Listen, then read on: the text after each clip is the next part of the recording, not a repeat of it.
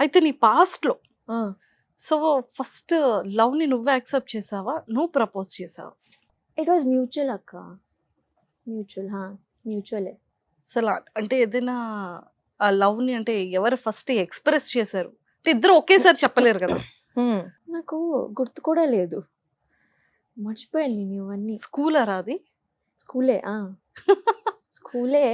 కానీ అప్పుడు స్కూల్లో మాకేం తెలుసు. సర్లే ఒక అబ్బాయి నచ్చితే తన కోసమే స్కూల్ వెళ్ళడం, చూస్తూ ఉండడం అలా.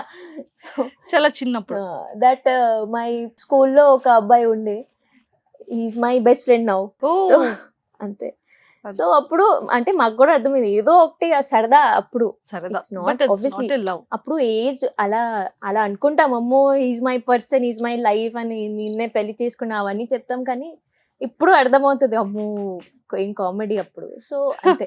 సో, మరి ఏమైనా రీసెంట్ నీ లైఫ్‌లో జరిగే స్టోరీలో ఏవైనా అంటే ఫస్ట్ లవ్ అనేది బాయ్ నుంచి వచ్చిందా? నీ నీ సైడ్ నుంచి వెళ్ళిందా? ఇప్పుడు ఇప్పుడు జరుగుతున్న ఆహా! 6 మంత్స్ బ్యాక్. ప్రపోజల్ అనేది obviously I think it was from the boys side only proposal. Okay. So, వెంటనే యాక్సెప్ట్ చేసావా? టైం తీసుకున్నావా? టైం తీసుకున్నా నేను వెంటనే. సో, అప్పుడు టైం తీసుకొని ఆ టైంలో ఏం జడ్జ్ చేసుకున్నావు? అంటే లైక్ ఎలా థింక్ చేసావు ఆ పర్సన్ గురించి? అంటే చాలా ఫులిష్ పర్సన్ నేనప్పుడు. ఏం నాకు కరెక్ట్‌గా ఆలోచించలేదు నేను. అండ్ ఈ జడ్జ్ అంటే టైం ఎందుకు తీసుకున్నాననమాట. బికాజ్ ఐ డోంట్ ట్రూనా? నో. కాదా? కరెక్టా? రాంగా? అంతే. నార్మల్‌గా ఇప్పుడు తను నాకెంత ఇష్టపడుతున్నారో అదే చూసాను నేను. అండ్ దాన్ని చూసే యాక్సెప్ట్ చేశాను. అంతే. అదే ఇంకెక్కువ ఏం టైంలోని లేదు. ఆడియన్స్, బయట ఫ్యాన్స్, పేజెస్ క్రియేట్ చేయడం అది కూడా బాగా మైండ్‌కి ఎక్కేస్తుంది. అవును. ఇంకా సెకండ్ థాట్ ఉండదు. నిజంగా జనాలు ఎలా చేస్తారంటే, బాబోయ్! వాళ్ళిద్దరే లైఫ్, వాళ్ళిద్దరే కపుల్, వాళ్ళిద్దరే బెస్ట్ అనేటట్టు తీసుకెళ్తారు. అవును. అది ఒక లేని ఫీలింగ్ క్రియేట్ అయిపోతుంది ఆ 2 పర్సన్స్‌లో అవును. కదా! హ్మ్. ఒక్కసారి ఇదవుతుంది. హ్మ్. సేమ్ 'రష్మి' గారు అండ్ 'సుధీర్' గారిది సేమ్. హ్మ్. ఆ తర్వాత మళ్ళీ మీ ఇద్దరి జోడీని అంతలా చూసాను నేను. అవును. అవును. అక్కడ 'జబర్దస్త్' అండ్ 'ఢీలో'. హ్మ్. ఇక్కడ మళ్ళీ 'ఢీలో' మీ ఇద్దరిది అవును. కపుల్‌ది హ్మ్. కదా! Yes. Oh my God! So, ఆ టైం చాలా అంటే బయట నార్మల్ పీపుల్‌తో కంపారిజన్ చేసుకుంటే హ్మ్. మీరొక సెలబ్రిటీ పొజిషన్‌లో ఉండి, బయట పబ్లిక్‌లోకి వెళ్తూ, సో, మళ్ళీ వర్క్ చెయ్యాలి. ఇన్‌కమ్ రావాలి. హ్మ్. సో, ఇవన్నీ మైండ్‌లో ఒక ఫీమేల్‌లో చాలా రెస్పాన్సిబిలిటీస్ ఉంటాయి యెస్. కదా! అవన్నీ నెట్టుకొని ఒక హ్మ్. స్ట్రాంగ్ పిల్లర్‌గా నిలబడ్డం అనేది అంత ఈజీ థింగ్ కాదు. అవును. ఇది ప్రతి ఒక్కళ్ళు కూడా తెలుసుకోవాలి. వాళ్ళు ఎగ్జాక్ట్‌లీ. మానసికంగా ఎంత సఫర్ అవుతారు. హ్మ్. టైంలో మాటలు చెప్పకపోయినా పర్లేదు, ఏ హెల్ప్ చేయకపోయినా పర్లేదు కానీ బ్యాక్ సైడ్ బిచ్చింగ్ లేకుండా ఉంటే చాలు. కరెక్ట్‌లీ. కానీ నాకు I think I don't know how, కానీ నాకెప్పుడు బ్యాక్ బిచింగ్ అనేది ఎప్పుడు జరగలేదు. నాకు ఇండస్ట్రీ మొత్తం డీవాలైనా ఎవ్వరైనా నా కోసం నేనెప్పుడు ఏం బ్యాడ్‌గా వినలేదు. అస్సలు దే ఆర్ ఆల్ అందరూ చాలా మంచిగా నాకు సపోర్ట్ చేస్తూ అందరూ each one of them. So, అందుకే నేను చాలా గ్రేట్‌ఫుల్ దానికి. సో, బ్యాక్ బిచింగ్ అయితే ఎప్పుడు అవ్వలేదు. గాడ్ గ్రేస్ అవ్వకూడదు ఎప్పుడు లైఫ్‌లో. సో, నేను అది చాలా హ్మ్. స్ట్రాంగ్‌గా హ్మ్. కోరుకుంటున్నాను. అండ్ సో, యాస్ ఎ నీ పాయింట్ ఆఫ్ వ్యూలో హ్మ్. నీ పాయింట్ ఆఫ్ వ్యూలోరా Nainika, so, as a love అంటే ఒక అమ్మాయి కేరింగ్ ఒక బాయ్ మీద ఎలా ఉంటుంది? అంటే తన ఎఫెక్షన్స్ కానివ్వచ్చు, తన ఎమోషన్స్, తన కేరింగ్ ఎలా చూపిస్తుందనేది నీ ఒపీనియన్? అంటే ఆల్మోస్ట్ నువ్వు చాలా ఫ్రెండ్స్‌తో ట్రావెల్ చేసి ఉండొచ్చు. నీకు తెలిసిన వాళ్ళల్లో ఎవరి దగ్గరైనా చూసి ఉండొచ్చు కదా!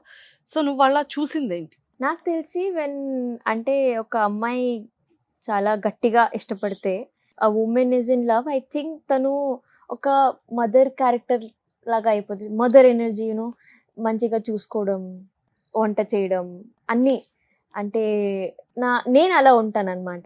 నాకు ప్యాంపర్ చేయడం చాలా అలవాటు. If I love this person, నేను తిన్నావా? తిను. నేను వాటర్ తాగు అని గూడా చెప్తాను. సో, నేనలా. ఏం ఫుడ్ కావాలి? ఏం ఫుడ్ నేను ఏం తింటావు? ప్రిపేర్ చేసి పెట్టడం అవన్నీ. ప్రిపేర్ చేయకపోతే నీకేం ఆన్‌లైన్‌లో ఆ బుక్ షర్ట్ చేయడం. కావాలి. పద ఆ షర్ట్ తీసుకుంటాం. So, I am the boy friend in a relationship అనమాట. నేను అలా నేర్చుకున్నాను నేనంతా ఇండిపెండెంట్ ఉన్నాను కాబట్టి నాకు అసలు నచ్చదు. That I am asking somebody నువ్వు నాకు ఇది గిఫ్ట్ చెయ్యి, ఇది చెయ్యి, అది చెయ్యి. నాకు నచ్చదు. సో, నాకు నా అంటే నేను నా కోసం కూడా కేర్ తీసుకుంటాను. ఆ పక్కనున్న మనిషిని కూడా కేర్ తీసుకుంటాననమాట. సో, ఐ థింక్ అదే ఒక అమ్మాయి ప్రేమిస్తే ఇంకా వైఫ్ ఎనర్జీయే మొత్తం ఇంకా. What is the breakup? అంటే బ్రేకప్ సిట్యుయేషన్ ఏంటి? హ్మ్. వాట్ ఈస్ ద బ్రేకప్ అంటే ఏం చెప్తావు? బ్రేకప్ నుంచి మనకి రియలైజ్ అయిన థింగ్స్ కానీ, నేర్చుకున్న లెసన్ గాని ఏంటి? రియలైజ్ అయిన థింగ్స్ నేనేంటంటే ఫస్టే ఏదైనా తప్పు జరిగినప్పుడు అప్పుడే సైడ్ అయిపోవాలి. మనిషి చేంజ్ అవుతాడు అది అనుకోవడం ఈజ్ టోటల్ వేస్ట్ అన్నమాట. ఇప్పుడు నాకు తెలుసు కొంతమంది అమ్మాయిలు they are like in hopes. ఇప్పుడు ఇలా ఉన్నాడు కదా! తర్వాత ఇలా ఉండడు. పక్కా చేంజ్ అవుతాడు. నేను చేంజ్ చేస్తాను. నా లవ్ నేనంత ప్రేమిస్తాను పక్కా చేంజ్ అవుతాడు. అమ్మా! అలా ఏం కాదు. ఉన్న మనిషిని ఆ మనిషికి ఉన్న వాల్యూస్ ఎప్పుడు చేంజ్ కాదు. ఎప్పుడు చేంజ్ అవ్వదు. అండ్ అది యాక్సెప్ట్ చేసి ఆహ్, ఆ మనిషిని వదిలేసి మూవ్ ఆన్ అవ్వాలి అలా. సో, బ్రేకప్ నుంచి నేనేం నేర్చుకున్నాననేది ఫస్ట్ ఆఫ్ ఆల్ రష్ చేయకూడదు. దేనికైనా రష్ చేయకూడదు. నెక్స్ట్ ఒక్కసారి రెడ్ ఫ్లాగ్ వచ్చేస్తే ఆ రెడ్ ఫ్లాగే ఉండిపోతది. గ్రీన్‌లో ఏం చేంజ్ అవ్వదు. Last thing is love your self అన్నమాట. ఒకవేళ ఇప్పుడు ఒక టాక్సిక్ రిలేషన్‌షిప్ ఎలా ఉంటదన్నమాట, అడిక్షన్ అయిపోతది. ఆ మనిషే కావాలి. ఆ మనిషి ఎంత తప్పు చేసినా ఆ మనిషి దగ్గరే ఉండాలి. దాని నుంచి బయటికి రావడానికి సెల్ఫ్ వర్త్ తెలియాలి. నేను మంచిగా ఉన్నాను. నాకు ఇంకా చాలా మంది నా కోసం వస్తారు. అండ్ ఇప్పుడు నాకు ఎవరు అక్కర్లేదు. నా సైడ్‌లో ఒక మనిషి ఉండడం నాకు అవసరమే లేదు. సో, ఆ మెంటాలిటీతో ఉండాలన్నమాట.